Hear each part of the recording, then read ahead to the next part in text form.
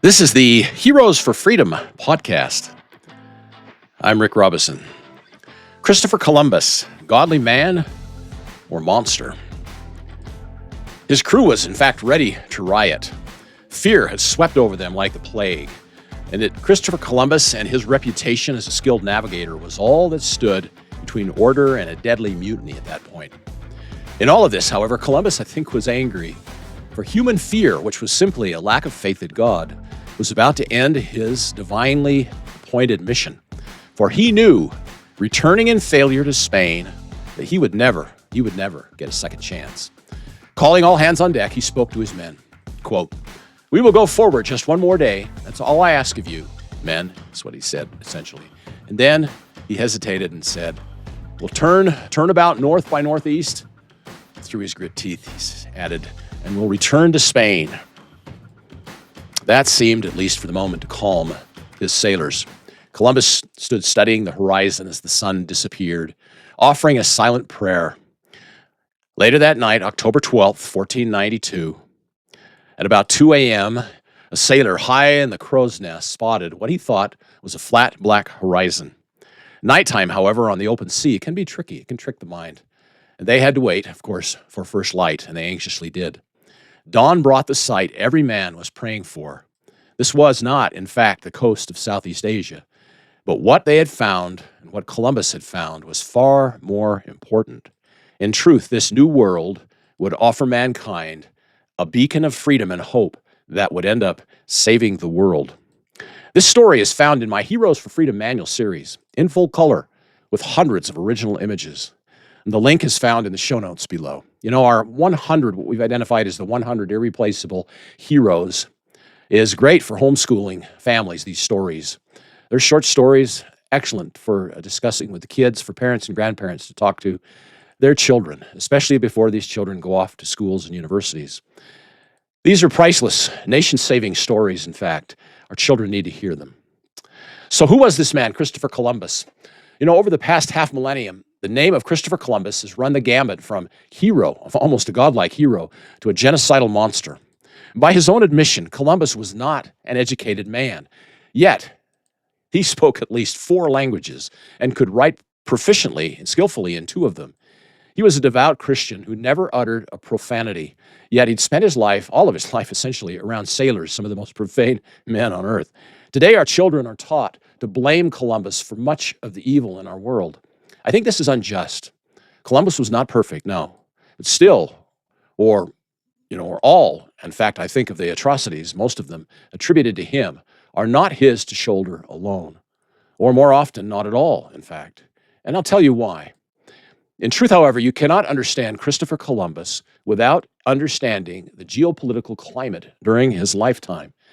Trying to understand him in a vacuum is impossible.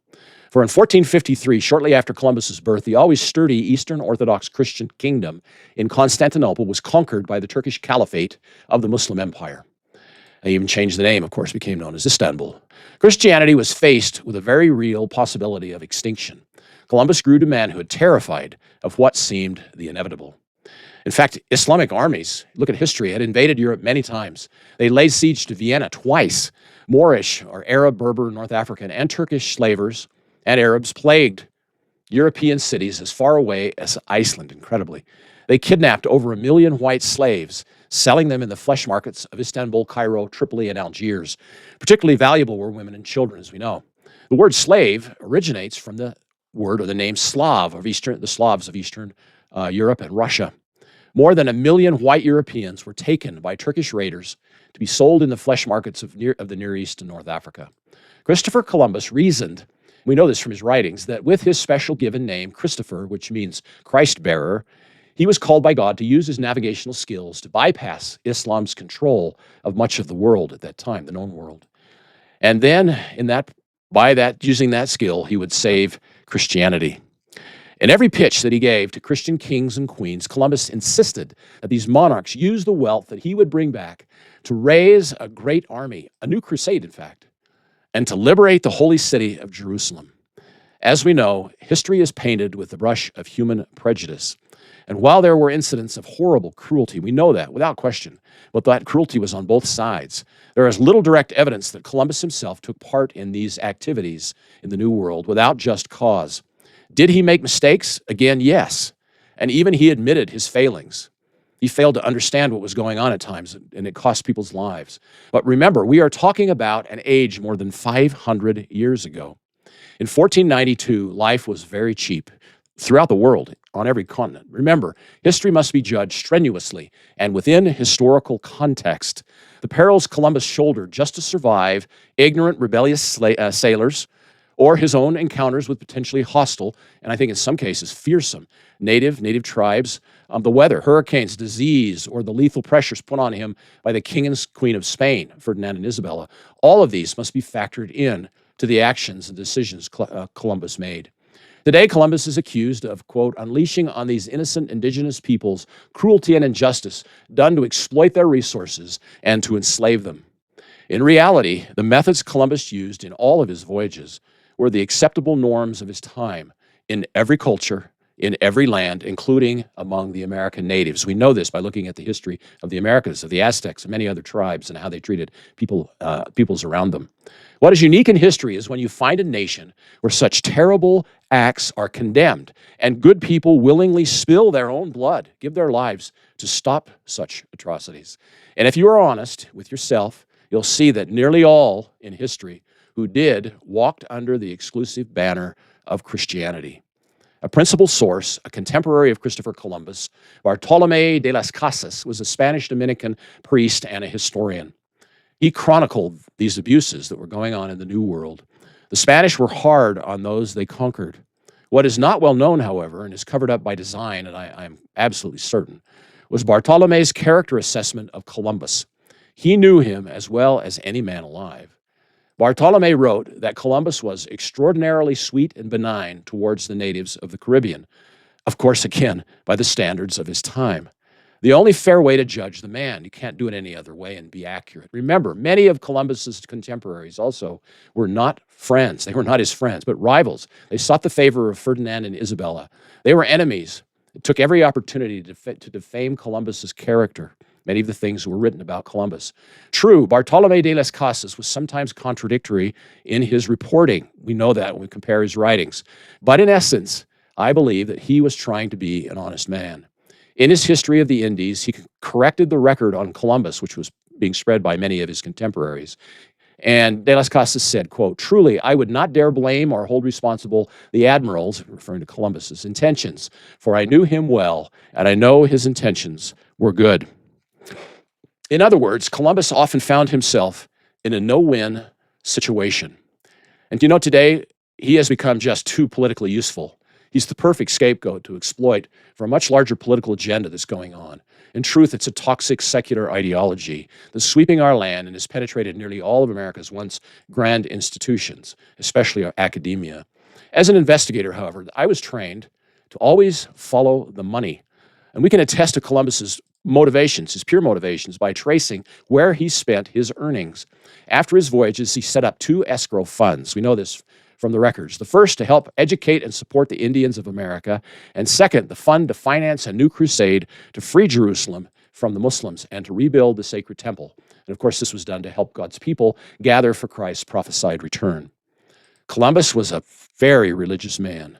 His religious motivation drove just about everything he did. Tragically, however, and flying in the face of what Columbus wanted, the massive wealth of Spain that they harvested in the Americas went, you can see this, to build large fleets and armies. The Spanish Armada, for example, was used then to conquer and steal from other lands. In fact, it's unfair to tie the depredations of the Spanish to the life and purpose of Christopher Columbus. Of course, Christopher Columbus was not Spanish. Quote, he said, I never think about Hispaniola and Paria, which is near Venezuela, without tears in my eyes. Columbus wrote to Queen Isabella from Jamaica. And he went on, I thought our settlements there would be an example to others. On the contrary, they are in a state of destruction, unquote. After 4 voyages to the New World, Columbus wrote the Queen saying, the Indies are being lost. They are in 1,000 flames, unquote. Columbus obviously was deeply discouraged. He died discouraged. He wrote to a friend towards the end of his service abroad. He said, I have done all I can He's talking about bringing Christianity to the indigenous peoples. "It is now up to the Lord our God to do it," he said. On May 20th, 1506, in Valladolid, Spain, Columbus lay on his deathbed, surrounded by his two sons, Diego and Ferdinand. A local priest arrived to administer last rites. Christopher Columbus's final words, he said, "Into thy hands, Lord, I commend my spirit." In death, he wanted to quote the Lord's final words on the cross. Incredibly, the archives of the Royal Court of Spain make no mention of his death. He was officially titled by Spanish royalty the first admiral of the ocean sea, but yet no representative from the court of Spain attended his simple funeral. Here we have a man who died as he was born, poor, forgotten, even discarded by the elites of his day. Of course, we know why. He had become and was of no further use to them. Following in Columbus's footsteps, the Protestant Revolution spread into the New World with settlement, led by the Pilgrims. We say not pilgrims, but we say the Pilgrims. Then, backed by freedom-loving Virginians and others, they revolted against the oppression and corruption of the British Crown. Inspired by the prophetic passion of the Navigator, they created a republic conceived in liberty and dedicated to the proposition that all men are created equal. Beyond the living Christ, I believe, no other hero did more to prepare the way for that ensign of liberty in America than did Christopher Columbus. His belief in himself was unwavering because his faith in God was absolute. He looked to Peter, the apostle, who ventured out to step on and walk on the water when others shrank in fear, if you recall from the scripture. Our heroes of shaken faith, like Peter, kept his eyes on God, and he ventured out upon the waters, and the world would never be the same again. Thank you, Christopher Columbus, a charter member, in fact, of our 100 irreplaceable heroes. Was the man perfect? No, we know that. Of course not. No one is. But as we look at that history, we know that we need to judge the man fairly, and we need to assess that history strenuously within historical context. Our children today need the balanced truth about their honored, noble, and great ones to rise to tackle their own future challenges in a world which has today, I think, badly lost its way. I'm Rick Robison, and this is the Heroes for Freedom podcast.